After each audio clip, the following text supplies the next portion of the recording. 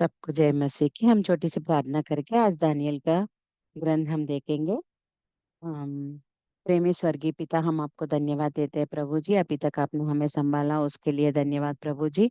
और इस समय में प्रभु जी हम दानियल का पुस्तक ध्यान करने जा रहे हैं। प्रभु जी आप हमारे साथ रहो, और जो कुछ आप हमें बताना चाहते हो हम समझने के लिए आप हमारी मदद करो प्रभु जी। और आत्मिक रूप से हम सब बलवंत होने के लिए आप हमारी मदद करो प्रभु जी। हम ये जो हम सीख रहे हैं हमारे जीवन में हम अप्लाई करके प्रभु जी आपके लिए जीने के लिए आप हमारी मदद करो प्रभु जी। ये छोटी सी प्रार्थना यीशु मसीह के नाम से मांगते हैं, सुनो और ग्रहण करो पिताजी, आमीन। Praise Lord. आज हम दानियल का पुस्तक देखने जा रहे हैं। तो आपको डाउट आ सकता है कि सेकेंड क्रॉनिकल्स के बाद, मतलब दूसरे इतिहास के पुस्तक के बाद हम देखते हैं एजरा, नेहेमिया, एस्तेर। मगर क्यों हम दानियल का पुस्तक देख रहे हैं? अगर देखने से कल जो मैंने बोला था आपको, उसमें जो कंटिन्यूएशन है वो उसको जानना है तो हमें क्या है, ये अम, दानियल का पुस्तक देखना है। क्योंकि वो लोग, हमने देखा है ना, यहूदा इज़राइल के लोग कहाँ चले गए? अश्शूर के निर्वासन हो गए। और यहूदा के लोग सब लोग बाबिलोन के निर्वासन हो गए थे। उसके बाद मैंने क्या बोला है, वो क्या बोलते हैं, निर्वासन का कितना काल है? 70 साल, 70 ईयर्स वो लोग निर्वासन में थे। मतलब बाबिलोन देश में थे वो लोग। कौन? यहूदा के सब लोग। वो 70 ईयर्स होने के बाद एजरा स्टार्ट हुआ था। मतलब 70 ईयर्स होने के बाद कोरेश नामक एक राजा है, वो हमको दानियल में दिखाई देगा अभी। वो राजा इन सारे लोगों को मंदिर निर्माण करने के लिए भेजता है ना। मतलब वो निर्वासन को जाने जाने के टाइम से लेकर कोरेश उनको आज्ञा दिया, चेतावनी दिया है कि मंदिर पुनर्निर्माण करो करके। इसके अंदर जो टाइम है, पीरियड है, वो 70 साल है। ये 70 साल ये यहूदा के सब लोग कहाँ थे? बाबिलोन में। बाबिलोन में नेबुकदनेस्सर के अंदर ये लोग थे। ठीक है। तो वो टाइम पे जो हुआ था, ये दानियल दानियल का जीवन। और ये कब लिखा था? ये सब बोलने से दानियल जब 70 ईयर्स निर्वासन में था बाबिलोन में, तब ये ग्रंथ लिखा गया था। इसके बाद हेजकेल का पुस्तक आएगा। उसके बाद हम एजरा का पुस्तक देखेंगे। क्योंकि ये 70 ईयर्स में जो लिखे गए दो पुस्तक है, वो दानियल और हेजकेल, ये दोनों वो टाइम पे लिखे गए थे। उसके बाद एस्तेर, सॉरी, एजरा, नेहेमिया, एस्तेर, ये सब हम 70 ईयर्स के बाद देखते हैं। तो इसीलिए मैं दानियल फ्रेशली, जब वो लोग चले गए थे, नबूकदनेस्सर आके इन सारे लोगों का मंदिर दीवार सब तोड़ के यहूदा के सारे लोगों को वो खींच के लेके गया था ना। वो जाने जाने के बाद थोड़े दिनों के बाद ये दानियल का ग्रंथ होता है। मतलब दानियल का जीवन के विशेषताएं हम देख सकते हैं। इसीलिए मैं अभी दानियल का पुस्तक बोल रही हूँ, मतलब कंटिन्यूशन आपको समझ में आएगा करके। तो इस दानियल के पुस्तक को दो भाग किए गए हैं। इसमें पूरे 12 अध्याय हम देख सकते हैं। उसमें पहला भाग जो है वो ऐतिहासिक विवरण, मतलब हिस्ट्री, दानिएल कौन था और कहाँ किस राजा के अंडर वो काम किया था, उसके जीवन में वो जब काम वहाँ आधिकारिक रूप में काम कर रहा था, उनके जीवन में क्या हुआ, और वो राजाओं के जीवन में क्या हुआ, ऐतिहासिक रूप में हम देख सकते हैं। पहले भाग 1 से लेकर 6 अध्याय तक। उसके बाद अगर हम देखेंगे तो 7 से लेकर 12 अध्याय तक अगर हम देखेंगे, भविष्यवाणियों और दर्शन, मतलब जो आगे फ्यूचर में होने वाले हैं उसके विषय में परमेश्वर दानिएल को दर्शन के रूप में दिखाते हैं। फ्यूचर में क्या होने वाला है, कौन कौन से राज्य आने वाले हैं, और अंतिम में क्या, कैसे युद्ध होने वाले हैं, ये सब ये हम रेवलेशन, मतलब प्रेरितों के काम, प्रेरितों के कार्यों में भी हम देख सकते हैं। तो रेवलेशन मतलब आखिरी पुस्तक जो है ना, उसमें भी हम ये भविष्यवाणी देख सकते हैं वहां। तो दो भाग दानियल के पुस्तक को हम डिवाइड करें। पहला है दानियल और वो किसके अंदर काम किया, वहां जो हुए हैं वो विशेषताएं हम देखते हैं। 7 से लेकर 12 तक भविष्यवाणी होने वाले, कौन से राज्य आने वाले हैं और यीशु मसीह का राज्य कैसा होने वाला है, वो विषय पर दर्शन मिलता है दानियल को। वो देखने वाले भविष्यवाणी है वो। तो पहले हम पहले पार्ट को देखेंगे। ये बहुत इजी है आपको याद रखने के लिए भी। हम सबको पता है पहला अध्याय, दानियल का पहला अध्याय हम बहुत बार पढ़ चुके हैं। और मेनली यूथ मीटिंग्स में तो और भी ज्यादा सुनते हैं हम इसके बारे में, है ना। तो दानियेल और शेड्रक मेशक अबेदनगो कैसे राजा के सामने खड़े थे, ये एवरी यूथ मीटिंग में इसको बिना टच किए नहीं होता है, बचपन से लेके मतलब एक से ज्यादा बार तो हम इसके बारे में सुने ही होंगे, पहले चैप्टर के बारे में। तो वो क्या है, आज अगर हम देखेंगे पहले अध्याय में पूरा ये बाबुल में ये लोग सब आना, मतलब नेबुकदनेस्सर ये सारे लोगों को, यहूदा लोगों को लेके आया। उसमें से वो क्या किया, जवान लड़के को थोड़े लोगों को राजा ने चुनौती किया है, सेलेक्ट किया है, ये लोग मेरे मेरे पास काम करेंगे करके। थोड़े जवान लड़के को, कहाँ से, यहूदा के जाति से, जिनको इसने गुलामी बना के लेके आया है, उनमें से थोड़े जवानों को ये सेलेक्ट करके अपने लिए राज्य संबंध, वो वहां काम करने के लिए वो सेलेक्ट करता है। उसमें से है दानियल, शेड्रक, मेशक और अबेदनगो।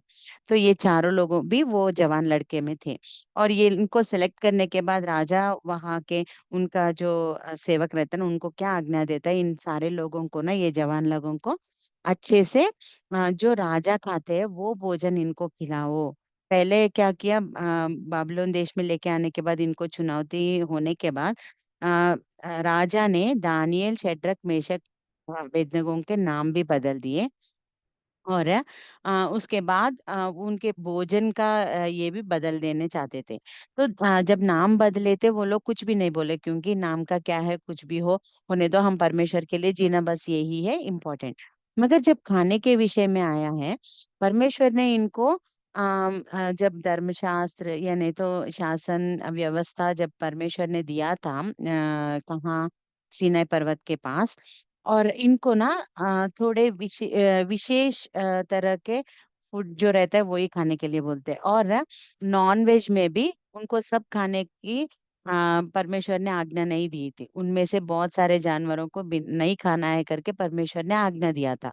तो ये बेबीलोन का जो नियम और निबंध आचार जो है, उनमें से वो कैसे हमको पता नहीं है, मगर ये फूड के विषय में जो परमेश्वर की आज्ञा है वो उसका उल्लंघन हो रहा है। तो दानियल, शेड्रक, मेशक, अबेदनगो उन्होंने क्या सोचा था, नहीं अभी ये जो राजा का खाना खा के, मतलब वो नॉन वेज जो वो जो खाते हैं वो खाकर हम अपने आप को अपवित्र नहीं बनाएंगे और परमेश्वर की आज्ञा को उल्लंघन नहीं करेंगे करके, ये क्या करते हैं, बहुत पोलाइटली दानियल जाके जिनको आज्ञा दिया गया था कि इनको राजा का खाना रखो करके, उनके पास जाके बोलता है, हमको, हम वेज ही खाएंगे, शाकाहारी खाएंगे, नॉन वेज नहीं खाएंगे करके उनको बोलता है।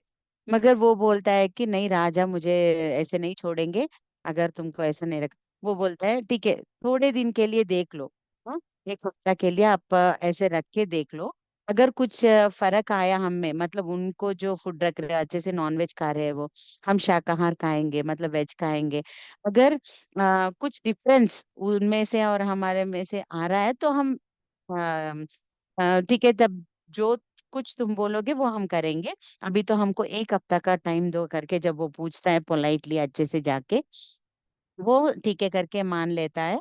और बाद में जब वो, वो दिन होने के बाद जब वो देखता है ना, वो दानियेल, शेड्रक, मेशक और अबेदनगो का चेहरे ना बहुत अच्छे से रहते हैं, और ये लोग ही बहुत तंदुरुस्त रहते हैं, जो नॉनवेज खाते हैं उनसे भी ज्यादा यही बहुत तंदुरुस्त थे।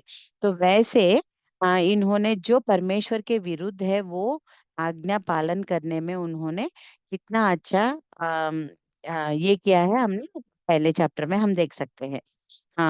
अस्वीकार करना, राजा का भोजन अस्वीकार करना, और सब्जियों के स्वस्थ रहना, परमेश्वर का ज्ञान और बुद्धि देना जिससे वे अन्य युवकों से श्रेष्ठ बनते हैं।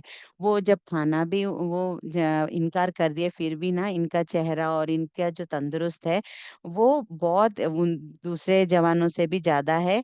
और इनके इनके जीवन में परमेश्वर ने इनको बुद्धि दिया है, ज्ञान दिया है, सबसे भी ये श्रेष्ठ दिख रहे थे ये चारों लोग।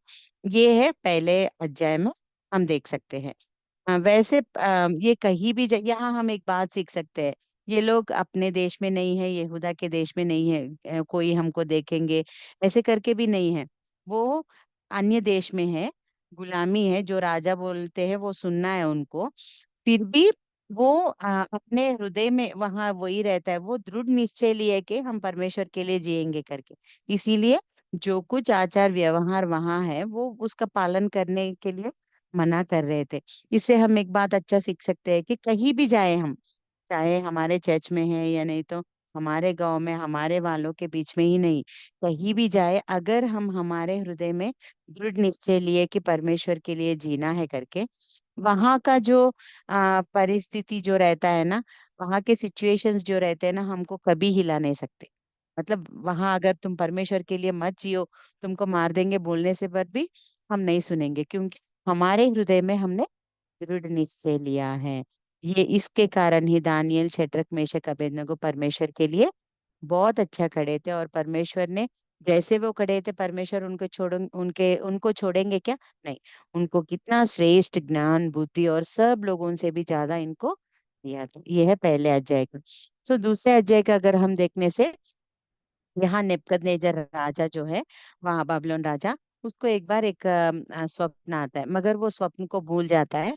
और वहाँ के पंडित और बड़े बड़े लोग जो रहते हैं ना, स्वप्न का अर्थ बताने वाले, उनके देवताओं के नाम पर ये भविष्यवाणी बोलने वाले वो सब रहते हैं ना, उन सारे लोगों को बुलाता है और बुला के बोलता है, मुझे एक स्वप्न आया है, मैं वो भूल गया, मुझे वो स्वप्न बताना है और उसका अर्थ भी बताना है। अगर कोई स्वप्न बताएगा तो अर्थ बताना इजी है, मगर ये राजा का क्या हुआ, स्वप्न भी भूल गया और बोल रहा है स्वप्न बताना है और अर्थ भी बताना है। ऐसे सारे लोगों को पूछने से वो लोग, नहीं हमें हम नहीं बता सकते करके सब लोग हाथ उठा देते हैं। तब राजा बोलता है, इन सारे लोगों को क्यों मैं इतना पालन पोषण कर रहा हूँ, जो मेरा स्वप्न नहीं बता सक रहा है करके उनको मारने के लिए राजा एक चेतावनी देते हैं कि सारे लोगों को, जो पंडित है, जो स्वप्न बताने वाले हैं और जो भविष्यवाणी बताने वाले हैं, ये इन सारे लोगों को मार दो करके वो एक चेतावनी देता है।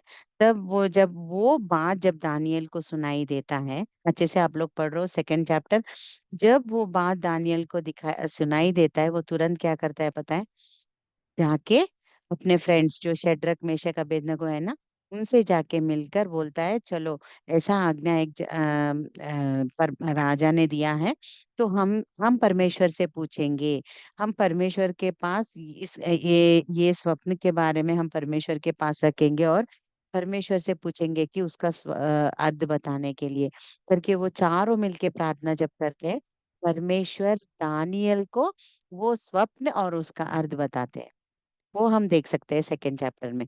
वो अगर हम देखने से जब दानियल जाता है राजा के पास और बोलता है कि मुझे, मैं बताऊंगा तुम्हारा स्वप्न और अर्ध बोलने से, राजा ना उसको बहुत अच्छा अप्रिशिएट करता है कि वाह तुम इतना अच्छे आत्मा के हो, ज्ञानी हो, ऐसे करके। तब तुरंत ना दानियल क्या बोलता है, दानियल ऐसा नहीं सोचता है कि अरे कितना राजा से मुझे अप्रिसिएशन मिल गया है करके, वो नहीं सोचता है। तुरंत वो बोलता है, नहीं नहीं, ये मुझसे भी नहीं होगा, किसी से भी नहीं होगा, हमारे ऊपर एक परमेश्वर है, आकाश और पृथ्वी को बनाने वाले, वो ही तुम्हारा स्वप्न और उसका अर्थ बताएंगे।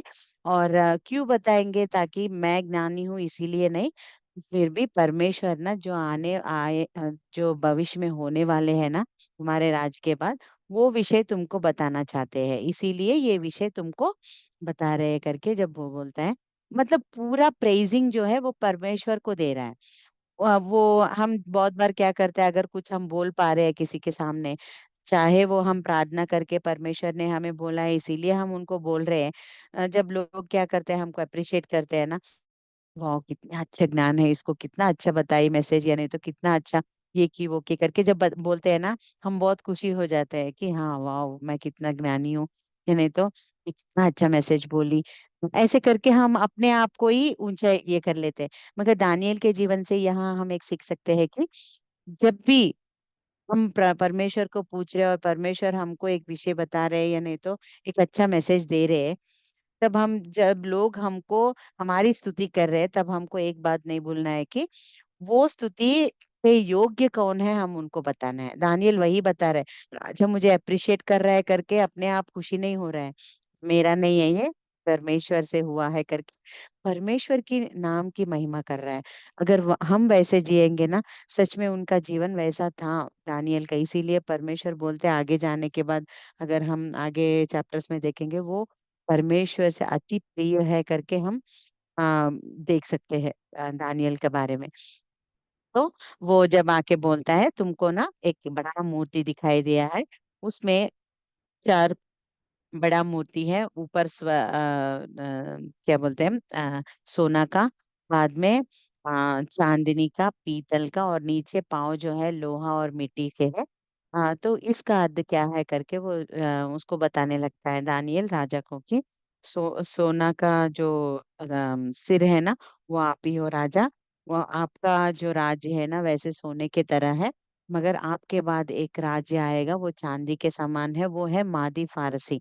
मैं बोली थी ना कल आपको जब बोल रही थी पर्शियन किंग कुरैश, कुरैश जो है वो चेतावनी दिया है कि मंदिर बनाओ करके, वो फारसी राजा है। मादी फारस, तुम्हारे बाद एक राज्य आएगा, नेबूकदनेस्सर को परमेश्वर दिखा रहे हैं स्वप्न में, तुम्हारा स्वर्ण राज्य है, उसके बाद चांदनी का राज्य एक आएगा मादी फारसी, और उसके बाद वो मादी फारसी के बाद फारसी का थोड़ा ज्यादा ही होगा कोरेश के टाइम पे, बाद में पीतल का एक राज्य आएगा, वो क्या है, यूनानी ग्रीक, ग्रीक साम्राज्य, वो ही है अलेक्जेंडर द ग्रेट पालन करता है ना, वो पीतल का है, मतलब ब्रॉन्ज, उसका बहुत स्ट्रांग है।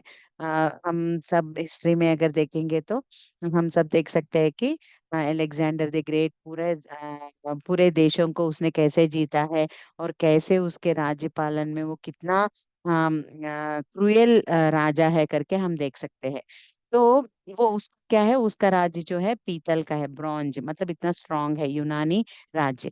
उसके बाद वो इतना भी स्ट्रांग हो, क्या होगा, उसके बाद ना वो डिवाइड हो जाएंगे ऐसे करके बोल के, लोहा और मिट्टी का राज्य आएगा, वो ही है रोमी साम्राज्य। यीशु मसीह के टाइम पे हमने देखा है कौन सा राज्य पालन हो रहा था, रोमन राज्य का हवा ज्यादा चल रहा था ना, वो पिलात कौन था, रोमा साम्राज्य का राजा था।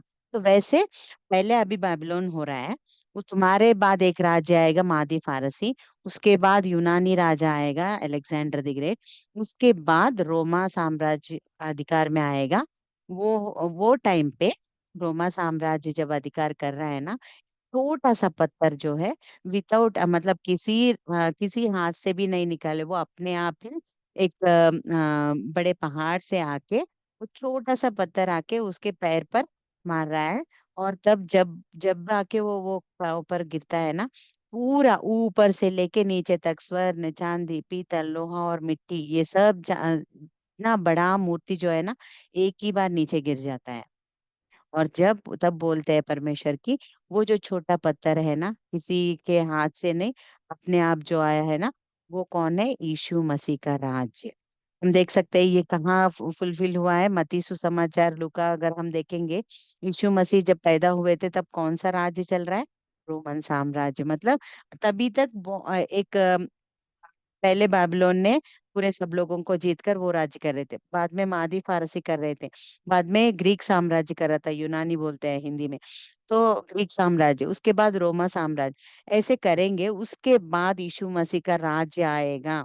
वो छोटा सा पत्थर जो है यीशु मसीह है करके वो उसको समझाने लगता है। तो ये फुलफिल हुआ था मत्ती सुसमाचार में जब यीशु पैदा हुए थे। यीशु यीशु मसीह के पैदा होने के पूरे साम्राज्य का अंत हो जाता है, और यीशु मसीह का राज्य का विस्तरण होने लगता है, वो हम देख सकते हैं। तो ये देखो, एक पत्थर बिना हाथ लगाए मूर्ति को नष्ट करता है, यह परमेश्वर के अनंत राज्य का प्रतीक है। तो ये सारे विषय दूसरे अध्याय में लिखे रहते हैं। तीसरे अध्याय में अगर हम देखेंगे तो ये जब ये सब होता है, ये स्वप्न और अर्थ बताता है ना, तब राजा बोलता है तुम्हारे परमेश्वर से ज्यादा कोई नहीं है, वो ही है, ये सारे सृष्टि के राजा करके उनको बहुत सम्मान करते हैं, ठीक है। और सब लोगों को बोलते हैं कि यही परमेश्वर की आराधना करना चाहिए सब लोग करके। उसके बाद क्या होता है, थोड़े दिनों के बाद ही वो भूल जाता है वो विषय, कि परमेश्वर ने इतना ये स्वप्न और उसका अर्थ बताया करके। थोड़े दिनों के बाद क्या करता है ये नेबूकदनेस्सर राजा, बड़े सोना का एक मूर्ति बनाता है और बोलता है सारे लोग जो कोई है बाबलोन में, वो सारे लोग इस मूर्ति को दंडवत करना है। जब ये पूरे इंस्ट्रूमेंट्स जो बजाएंगे ना, वो बजाते ही तुमको क्या करना है, सब लोग उसके सामने दंडवत करना है करके बोलता है। ठीक है करके सब लोग ऐसे हासिल होते हैं एक ग्राउंड में।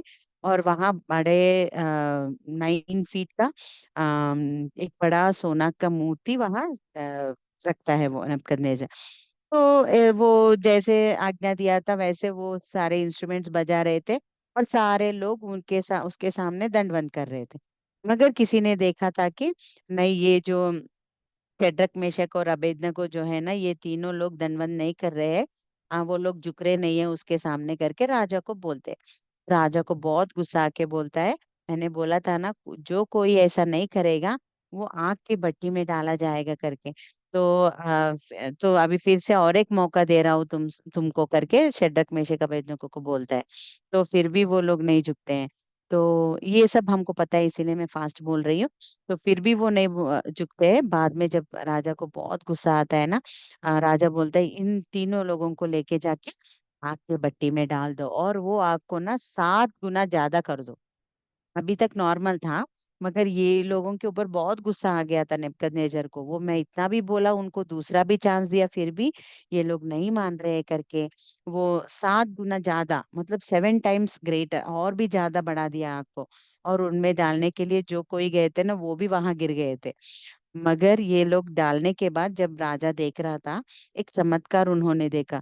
हमने तो 3 लोगों को बांध के डाला है ना आग के भट्टी में, मगर यहाँ देखने से 4 लोग वो आग के भट्टी में ऐसे घूम रहे हैं, वो भी बांध के नहीं, अलग अलग से करके। जब वो देखा तो वो 14 व्यक्ति का जो रूप है वो स्वर्गदूत के रूप में है करके वो देख पाता है। तो तुरंत उनको बाहर लेके आता है।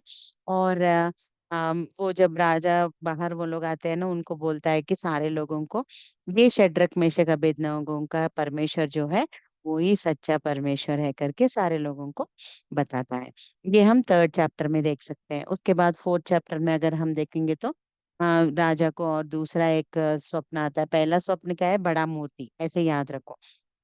और दूसरा स्वप्न क्या है, नेबूकदनेस्सर को 4th चैप्टर में आता है। वो क्या है, एक बड़ा पेड़ दिखाई देता है उसको। वो बड़ा पेड़ कितना बड़ा, मतलब आसमान तक वो बड़ा है, और उसमें फूल फल बहुत सारे हैं। और बहुत सारे पक्षी भी उसके अंदर आके निवास कर रहे हैं। ऐसा एक विशाल वृक्ष उसको दिखाई देता है।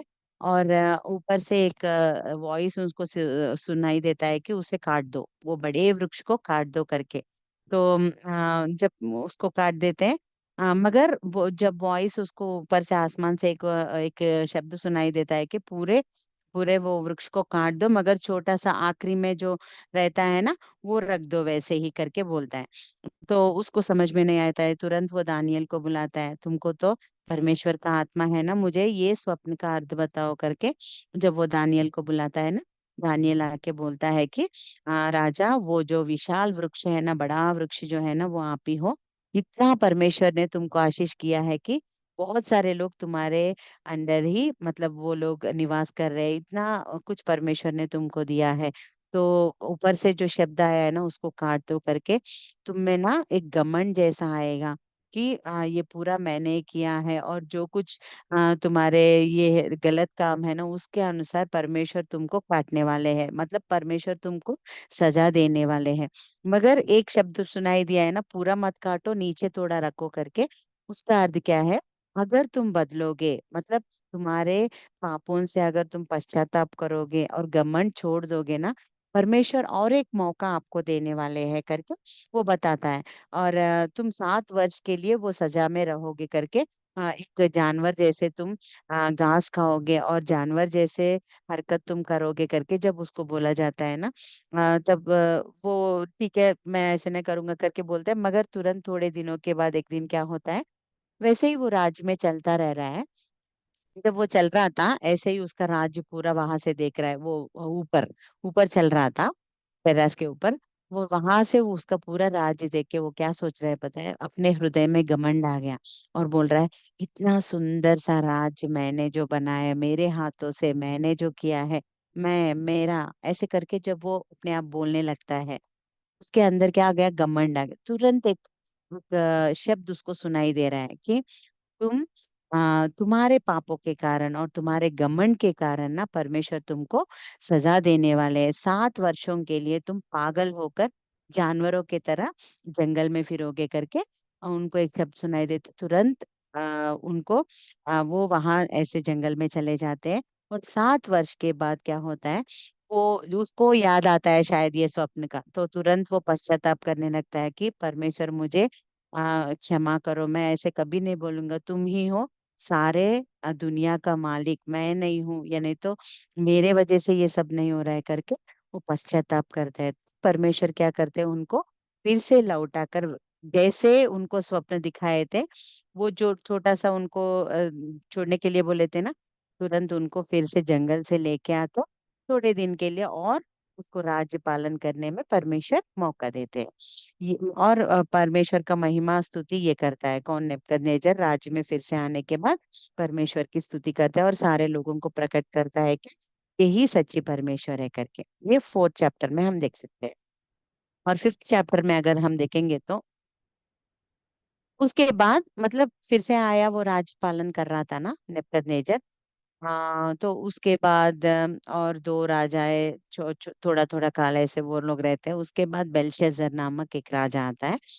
तो ये बेलशेजर को सारे विषय पता है कि नेबूकदनेस्सर जब घमंड से जैसे कैसा बात किया, और तब क्या हुआ था, वो जंगल में जाके कैसे ऐसे जानवर की तरह किया है, फिर बाद में आकर बुद्धि आने के बाद वो कैसे परमेश्वर के पास क्षमा मांगा, और कैसे परमेश्वर ने उसको यहाँ लौटा दिया, ये सारे विषय जानता है बेलशेजर।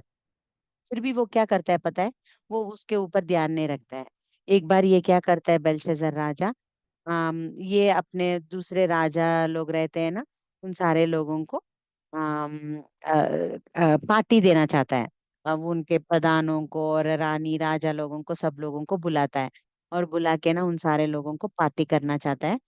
लोगों को बुलाना गलत काम बात नहीं है, मगर ये क्या करता है, पीने के लिए, दारू पीने के लिए, यानी तो दाखरस पीने के लिए, दारू वो पीने के लिए वो क्या करता है, जब यहूदा के लोगों को नेबूकदनेस्सर यरूशलेम से लेके आया ना गुलामी जैसे, मंदिर को नष्ट कर दिया, दीवारों को तोड़ दिया, और पूरा नाश कर दिया है ना, वो पूरा टाउन को नाश करके ये लोगों, सारे लोगों को अपने देश में गुलामी के जैसे लेके आए ना, वही टाइम पर नेबूकदनेस्सर क्या करता है, मंदिर में जो सोने के, चांदनी के, वो दाख रस रखने वाले, रोटी रखने वाले, ये सामान रहते हैं ना, कटोरे रहते हैं ना, वो सारे चीज भी वो चुरा के लेके आता है नेबूकदनेस्सर।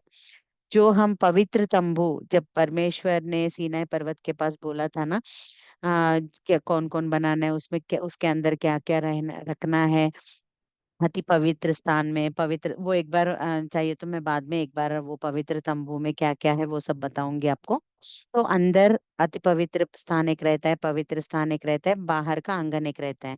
तो वो अति पवित्र स्थान में वो दाखरस, अभी हम कैसे कम्युनियन जब लेते हैं दाखरस और रोटी लेते हैं ना, वैसे ही वो टाइम पे सोने और चांदनी के बर्तन थे अंदर रखने के लिए, परमेश्वर ने बोला था वो पवित्र तंबू के अंदर।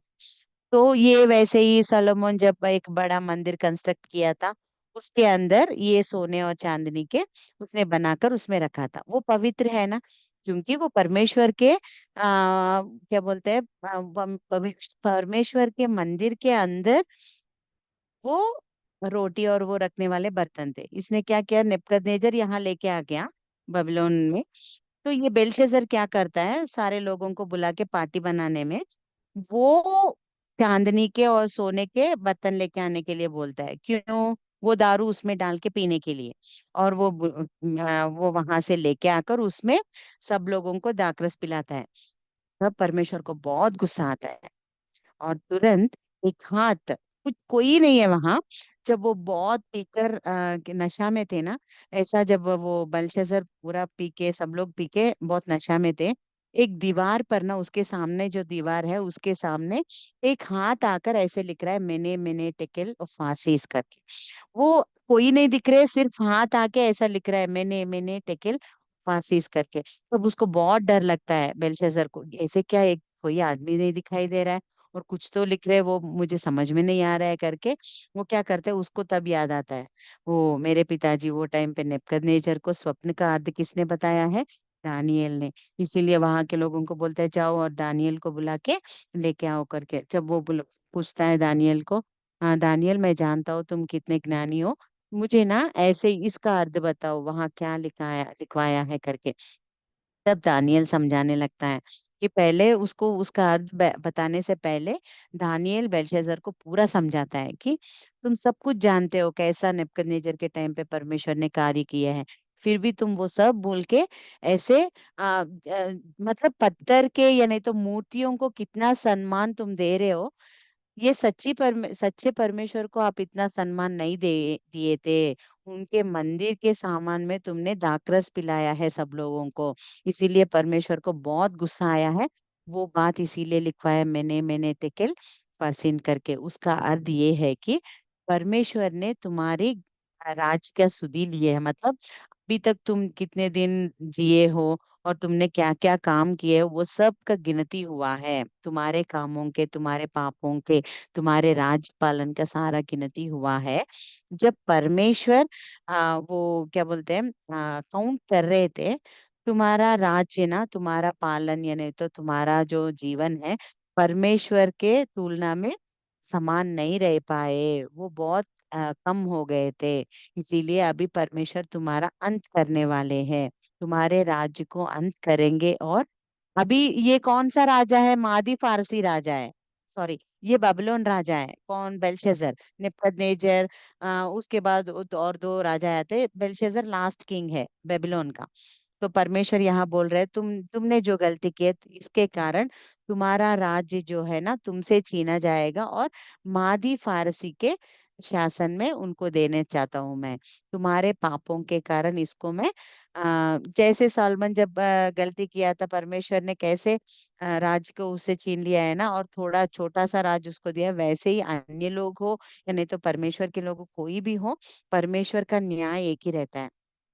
तब बेलशेजर यहाँ पाप किया था, परमेश्वर बोल रहे तुम्हारा गिनती हो गया है और तुम परमेश्वर के तुलना में नहीं हो, इसीलिए तुम्हारा राज तुमसे छीन लिया जा रहा है। और किसको दे रहे हैं परमेश्वर, मादी फारसी का शासन होगा अभी से। अभी तक बबलोन का राज्य पालन हुआ था, मतलब पूरे देशों को वही पालन करते थे।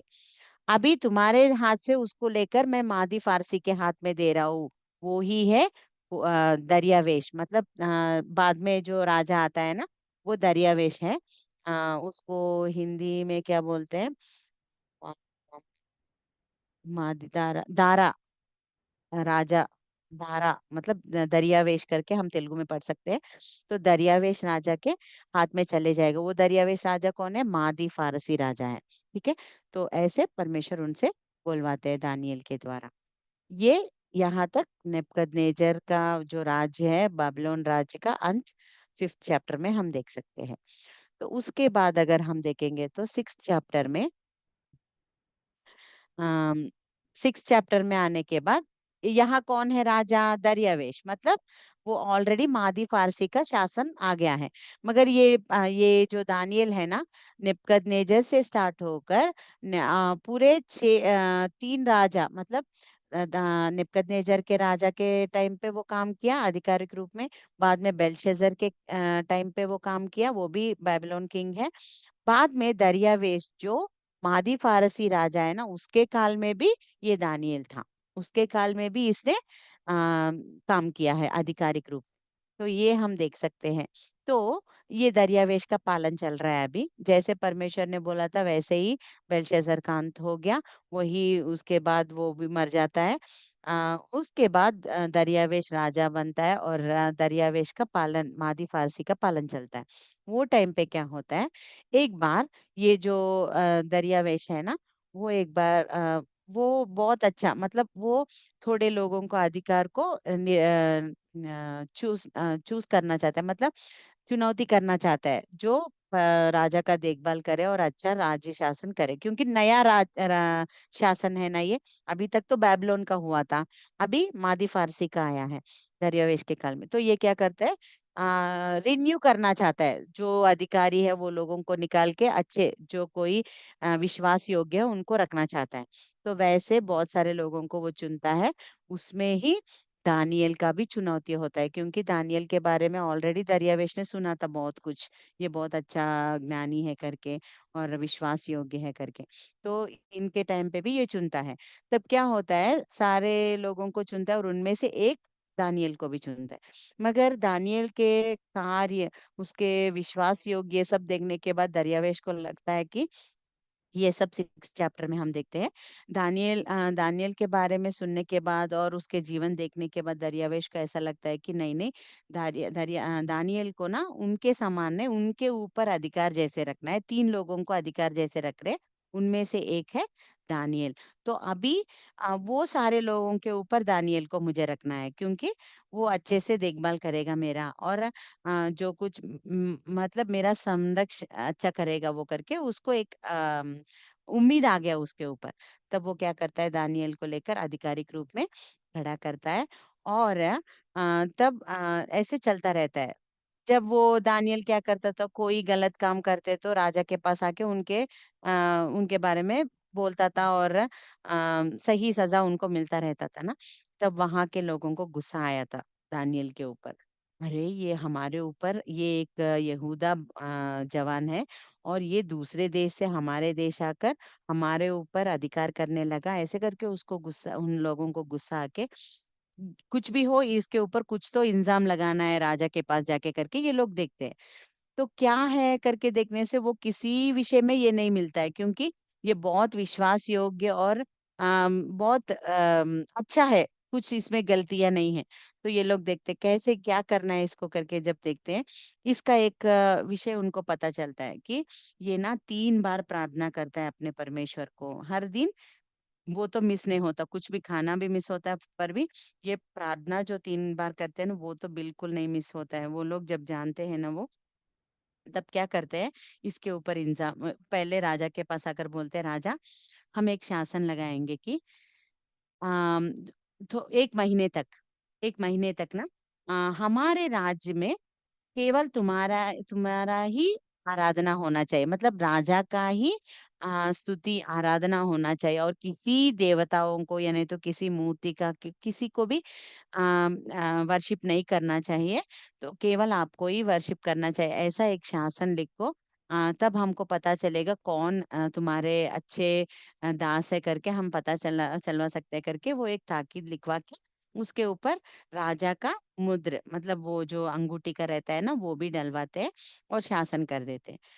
और सब लोगों को भी बोलते हैं कि 1 महीने तक कोई भी किसी देवताओं को, किसी तुम्हारे कोई भी हो, परमेश्वर देवता कोई भी हो, उनका आराधना नहीं करना चाहिए, केवल राजा का ही वर्शिप होना चाहिए, ऐसे करके बोलते हैं। ठीक है, इन ये लोग जानते हैं ना, वो तो 3 बार का करेगा परमेश्वर का। वैसे ही अभी इनको ऐसे उनके ऊपर गलत इल्जाम लगाना है ना, तो आके देख रहे थे। दानियल को भी पता चला कि ऐसा एक शासन पास हुआ है करके, मगर फिर भी आया नॉर्मली हमेशा के जैसे ही घर में वो लॉक खोला और आके यरूशलेम के तरफ जो उनका विंडो रहता है ना, खिड़की, उसके पास गया और घुटने पे आके प्रार्थना कर रहा था। जब वो देखे थे, वो तुरंत जाके राजा के पास बोले, राजा हमने जो शासन दिया है वो उसका उल्लंघन कर रहा है दानियल करके। तब राजा को बहुत दुख हो जाता है, क्योंकि अरे अभी जो कोई उल्लंघन करेगा उसको सिम के गृह में डालना है करके मैंने शासन पास किया ना। अरे अभी दानियल तो मेरा बहुत वो बहुत दानियल से बहुत प्रेम करता था दरियावेश, क्योंकि वो बहुत अच्छा है करके। अभी इसको कैसे डालूं मैं सिंह के गृह में करके सोचता है। तब फिर भी वो बोलता है दानियल को, तुम जो हमेशा सेवा कर रहे हो ना, जिनकी सेवा तुम हमेशा कर रहे हो वही परमेश्वर तुमको बचाएंगे करके बोलता है, और जाके उनको सिंह के गृह में डाल देते हैं। और एक रात के लिए सिर्फ, वो रात पूरा राजा बिल्कुल नहीं सोता है। और सुबह सुबह आके वो जब अंधकार और भी ऐसा ही है, फिर भी मॉर्निंग मॉर्निंग अर्ली मॉर्निंग आके वो पूछता है कि दानियल, जो सच्चे परमेश्वर की तुम सेवा करने वाले सेवक हो ना, क्या तुम्हारे परमेश्वर ने तुम्हें बचाया है क्या करके बाहर से पूछता है। तब दानियल तुरंत एक आंसर देता है कि हाँ राजा, वो परमेश्वर ने एक स्वर्गदूत को भेज के सिंह के मुंह को बंद कर दिया है करके बोलता है। तो परमेश्वर ने उसको सुरक्षित रखा। ये तुरंत वो क्या करते हैं, बहुत खुशी से राजा उसको बाहर निकाल के, जो कोई इनके ऊपर झूठे इल्जाम लगाते हैं ना, वो लोगों को उनके परिवार के साथ वो सिंह के गृह में डाल देते हैं। वो जब डाल रहे हैं तब भी वो सिम्हा के पूरे सारे लोगों को खा लेते हैं। वैसे बाद में वो एंड में, मतलब 6 चैप्टर एंड में राजा फिर से बोलता है कि फिर से नहीं, ये दरियावेश राजा बोलता है कि ये जो दानियल का परमेश्वर है ना, वो ही आराधना का योग्य है करके सब लोग उनको ही उनका ही पूजा करना है करके आदेश देता है। ये 6 चैप्टर में हो गया। तो पहले 6 अध्याय में अगर हम देखेंगे तो आ, कोई भी अगर परमेश्वर के लिए खड़े रहेंगे तो परमेश्वर उनको कैसे बचाते हैं। शड्रक मेशक अबेदनगो के जीवन में आग के भट्टी से कैसे बचाए, और सिंह सिंह के गृह में से दानियल को कैसे बचाए। और पहले जब वो लोग चारों लोग बोलते हैं ना हम नहीं खाएंगे, फिर भी परमेश्वर ने उनको कैसे दूसरे लोगों से श्रेष्ठ रखा है, वो सब हमने देखा है ना।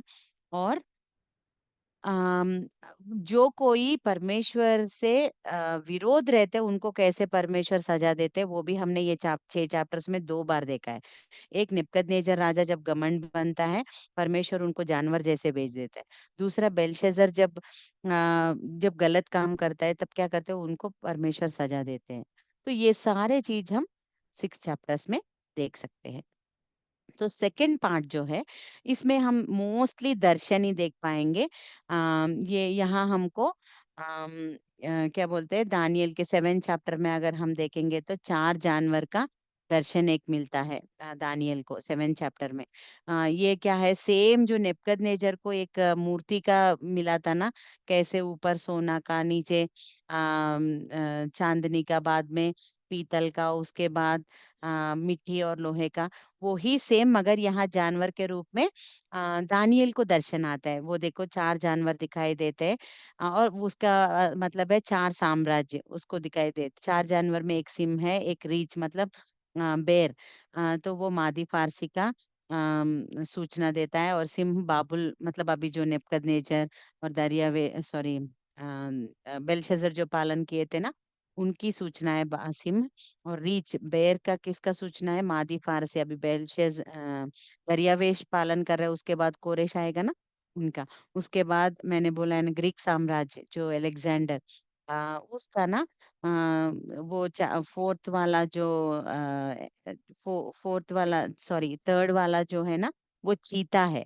तेंदुआ करके लिखा है ना यहाँ, चीता हम सबको मालूम है ना, चीता कैसे कितना स्ट्रांग रहता है, वैसे यूनानी साम्राज्य बहुत स्ट्रांग रहेगा। और उसके बाद एक भयंकर पशु आने वाला है, वो है रोमी साम्राज्य।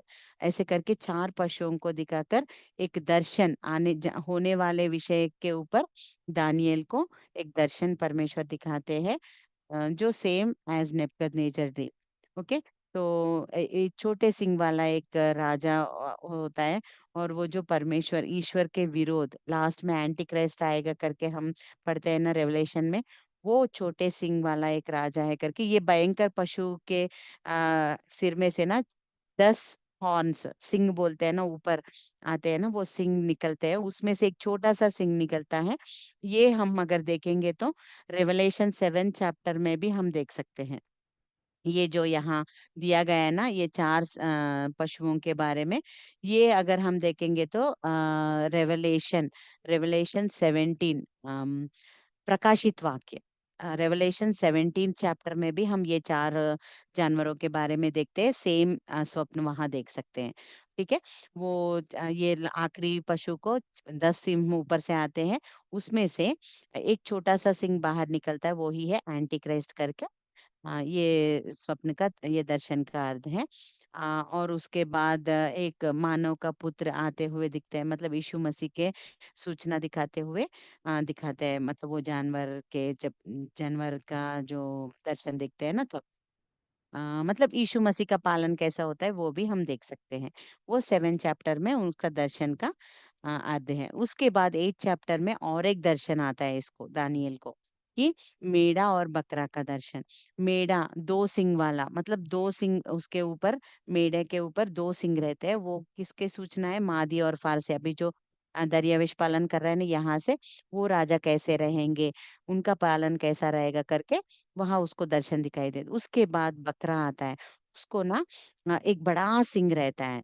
मतलब पहले मेढ़े को दो सिंग रहते हैं, मगर ये सेकंड जो बकरा है ना उसको दो, एक ही बड़ा सिंग रहता है। वो ही यूनानी राजा अलेक्जेंडर का पालन वो कैसा रहता है, वो कितना क्रूर है, वो सब वहां दर्शन के रूप में परमेश्वर दानियल को बताते हैं। और उसके बाद उसका सिंग टूट जाता है और चार चार छोटे सिंग उससे उत्पन्न होते हैं। मतलब वो ग्रीक साम्राज्य कैसे विभाजन हो जाता है, ऐसे करके वो सब हम देख सकते हैं। उसका दर्शन वो बहुत, मतलब स्पिरिचुअल मीनिंग बहुत है। और उसके अर्थ अगर हम देखेंगे तो एक एक बहुत बड़ा, एक एक 1 आवर 2 आवर भी चले जाएगा, वैसे वो दर्शन के रहते हैं। आप एक बार पढ़ो वो दर्शन, जो कुछ 8 चैप्टर में 7 चैप्टर में दिए थे। और अगर हम देखेंगे तो हमको प्रकाशित वाक्य में भी वो उसके रिजल्ट, या नहीं तो वो दर्शन हमको दिखाई देते हैं। हम अगर गूगल में डालेंगे तो भी हम वो दर्शन के जो अर्थ क्या है वो भी हम देख सकते हैं। ठीक है, वो अभी क्लास में बोलने के लिए वो बहुत बड़े बड़े हैं। तो 8 चैप्टर में मेढ़ा और बकरा का दर्शन आता है, वो भी सेम मादी फारसी का। क्योंकि ऑलरेडी बबलोन का हो गया है ना, वहां बेलशेजर मर गया, अभी तो दरियावेश का आ गया है पालन, मतलब मादी फारसी का चल रहा है अभी। तो ये मेढ़े के टाइम पे दो सिंह कैसे, उसमें से एक सिंह कैसा ऊपर उठता है, मतलब अभी पहले मादी फारसी पालन कर रहे हैं ना, बाद में क्या हो जाता है, फारसी का बड़ा हो जाता है और मादी पूरा गिर जाता है। फारसी का राजा कौन है? कोरेश।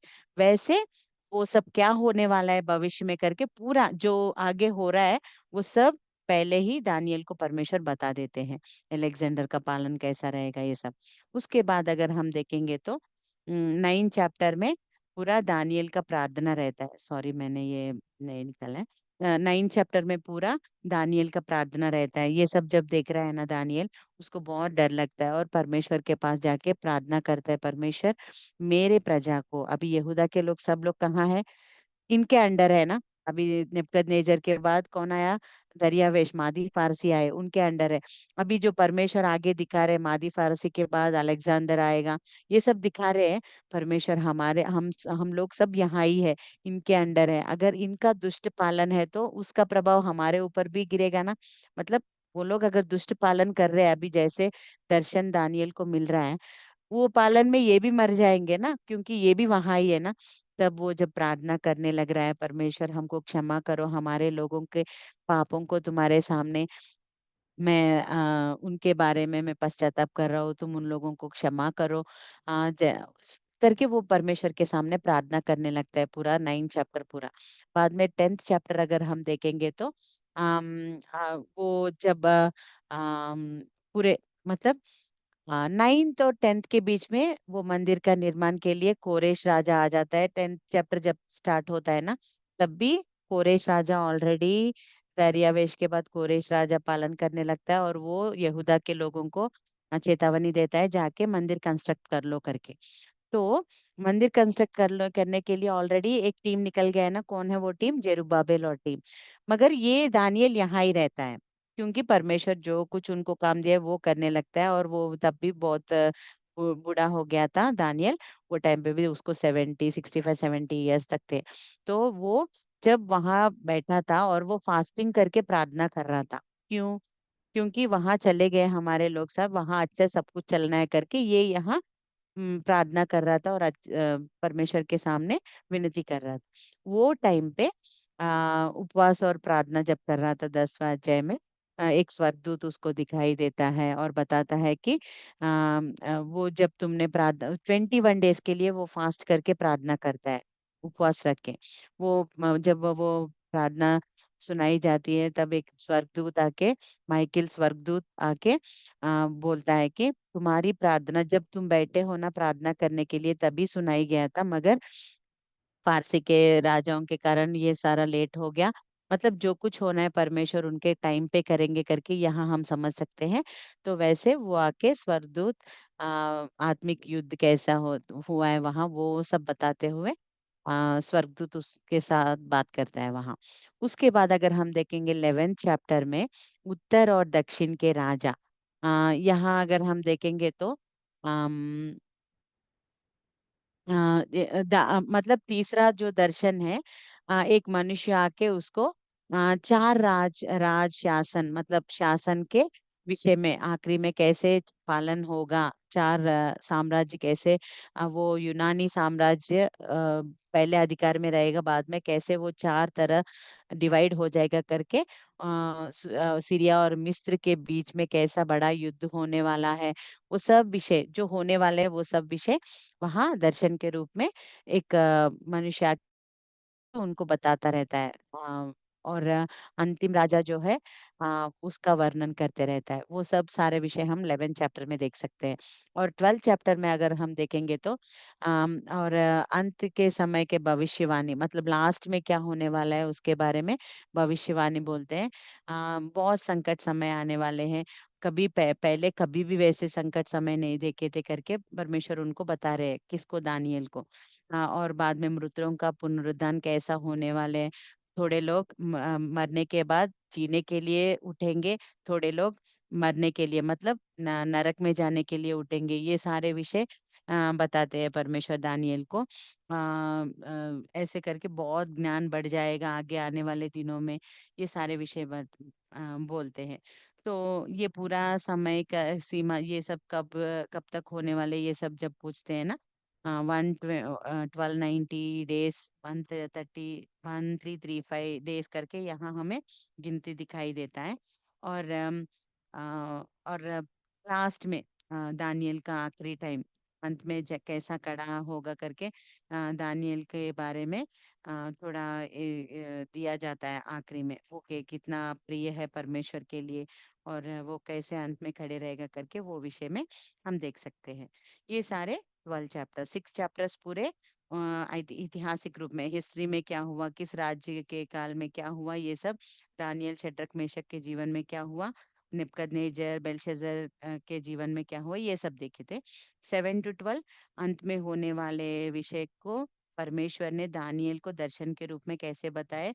3 दर्शन पूरे, पहला चार जानवरों के रूप में, दूसरा मेढ़ा और बकरे के रूप में, और तीसरा कैसे वो जो मतलब कैसे वो सीरिया और विभाजन, यूनानी साम्राज्य का विभाजन कैसा होगा, वो विषय में दर्शन, ये सारे विषय में बोलना, और दानियल के प्रार्थना और उनके जीवन में परमेश्वर बहुत सारे विषय उनको भविष्यवाणी दिखाना, ये सब हम 7 to 12 चैप्टर्स देख सकते हैं।